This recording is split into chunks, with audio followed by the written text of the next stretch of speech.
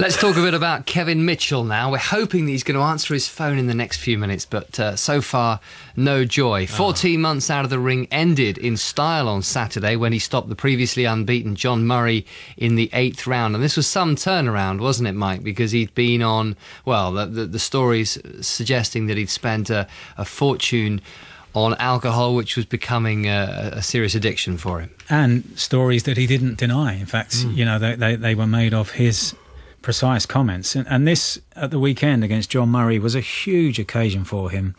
It was 14 months since he was beaten by an Australian called Michael Katsidis. We heard the commentary at the start of the show, and that was built as a huge East End occasion. It was built as the crowning of Kevin Mitchell, who at the time had the longest unbeaten record in British boxing.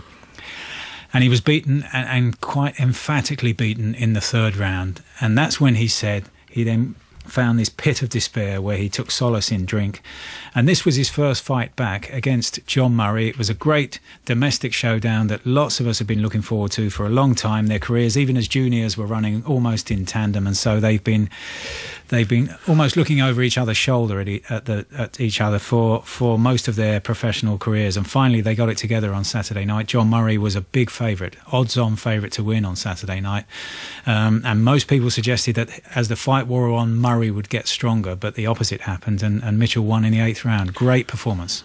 The fight at Upton Park last year, well, you know, obviously it was naturally billed homecoming with Kevin being from West Ham, but there was at least 20-odd thousand in there, and it was a great event. But there were worrying stories emerging from his camp in the weeks and days before the fight. Suggestions that his trainer Jimmy Tibbs was actually thinking about pulling him out, which of course didn't happen. Kevin was lying. I mean, basically, Kev was lying, and he lied to Jimmy about what he'd been doing and how much he'd been training, how much he'd been drinking, how much he'd been socialising. Then after that fight, it went bad. I mean, if that wasn't bad enough, as Mike said, it went bad. He actually said, I spent £100,000 in pubs. And this fight that we saw, Mitchell and Murray, it was first talked about in December. Jimmy Tibbs said no, he's not ready mentally yet. Then it was meant to happen a couple of months ago, and it fell out of bed. Then it was meant to happen last week, and it didn't happen. Ended up happening this week. And all of this added to the idea that Mitchell, as fantastic as he was, and as a bright a star as he was, it all pointed to him not being right. No suggestion that Murray was anything other than unbeaten and destined for a world title. Mitchell looked flawed in every single way. And every time the fight was pushed back, or there were rumours that he was back drinking, it just added the odds against him and just made the outcome that much more sensational. And if he does get a... He wants a shot at a world title, doesn't he? Is that next for him now, or are there still fights that he has to win before he gets another shot? Well, I was at the press conference afterwards, and this happened at sort of 12:30 at night, 1 o'clock in the morning, and he was talking there, as was Jimmy Tibbs, about Michael Katsidis. As if there's almost a ghost to exercise. What would Michael Katsidis say about that, do you think? I think it... he bite his hand off. Given the reception he got over here, bite his hand off. Yeah. I think he would. What Kev says, Mike, is he says, if you watch it, Steve, watch it again. I don't get bashed up from the first round. It's only when I suddenly stop fighting, you see me lose my head. And he's not talked himself into he won, because he didn't. He got smashed and he got hurt in the 3rd round. But what he's saying is, I wasn't bothered in the first couple. He clipped me a couple of times. And you know how excited he gets more excited than I do. And so in his mind, that has been one of the things. And you can just imagine, as those pints were going down in various East End hostelries where he was spending an awful lot of money, I bet he had an awful lot of friends between May and about December. I bet he was the most popular man in East London. And you can just imagine, as the pints were going down, he'd won the fight. Oh, Kevin, Joe, you had him. And that's the way. And he's so passionate about this fight. And he's been driving Frank Warren, his promoter, mad. And I know that Frank Warren, I'm convinced Frank Warren, he's not saying he keeps his cards particularly close to his chest. He'd be a great poker player, Frank Warren. I'm convinced he's already speaking to Katsidis. I'm convinced that Katsidis could be the one. Because since then, Katsidis has been in a hell of a war. Took a bit of a shellacking. So, and you can't keep going to that brutal place that Katsidis goes. Perhaps next time. And it's a fight that really would sell, because Katsidis was so popular over here, and he'd be glad to come back. But it was interesting listening to Kevin at the press conference afterwards about how his mum and dad, who'd been separated since he was 4, he's now 26, I think, went into the pub together to get hold of him and found him slouched, leaning on a table, and basically said to him, come on, son, it's time to get your life together. And as he was talking at the press conference, his mum actually chimed in from over on the side and said, yeah, and we weren't dragging him back to a gym. We weren't dragging him back into boxing. We were just saying, Kevin, get your life together. You've got 2 sons, and just do something. Get a job. Get some kind of focus.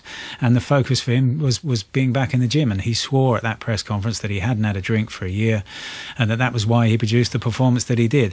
And if he had been messing about, he may well have been, because if it's an addiction, it's difficult to let go of all the time. But he didn't fight like a man who hadn't been to the gym, because, he got hit hard and he got hit often. There were flaws there on Saturday night, and he'll look at that, and Jimmy Tibbs will look at that. But he came through, took some heavy shots, and in the end was a very impressive winner.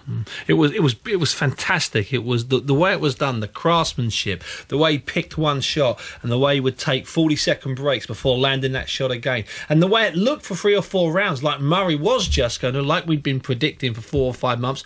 I don't know exactly what you felt, Mike, but I thought Murray was going to be strong. I thought Kevin was going to put up a good show, and I thought Murray was going to catch up with him down the stretch and either win on points or stop him late.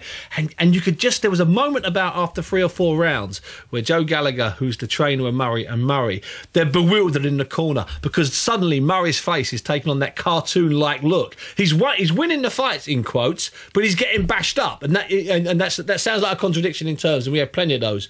We have both morons and oxymorons in boxing, trust me, and we have lots of both, especially when I'm behind the mic. But there was a point after about 3 or 4 rounds when you thought, hold on a minute, Mitchell's doing this intentionally. He's in control here of a fight that he was losing. That's brilliant. And what was also brilliant was how he was finding room, Steve, to throw those punches. As you say, he was really punch picking and taking his time, but he was finding the room. Against lesser opponents, John Murray's been able to crowd them out, to pressure them, to put them under pressure, and a lot of them have basically held on or thrown one and grabbed. But it was really clever to watch Mitchell just finding room to throw the punches, and the snap and the zest and the crispness that he threw them with. It's like it's like watching Messi when suddenly 3 or 4 defenders are around him, and you can't understand how he's found the time then they're not there. and the skill to just knock the ball off somewhere. And it's that presence of mind in the heat of the battle that was really impressive about how he found the target with such venom and such coolness and real accuracy. And it was something that Murray had never faced before. And the ending was particularly brutal. It was a real reminder of just how tough and unpleasant boxing can be at that high level. And good to hear shellacking on the radio again. That was copyright Barack Obama, wasn't it? Was it? I knew I'd heard it somewhere before. I used it before him. You used it before the president. He's only been behind the mic a couple of years. He was a lawyer for so long, brother. He used it after the midterms in the States when the Democrats took a bit of a beating. Yeah, and it caused a bit of consternation at the time. And that's where he got it from. He listens to Fighting Talk, doesn't he? I've actually got shellacking in the Independence one. He downloads the podcast. Can you imagine if Barack downloads my podcast? That's going some, even by my standards. No, have we not managed to get hold of Kevin Mitchell? We haven't, but what we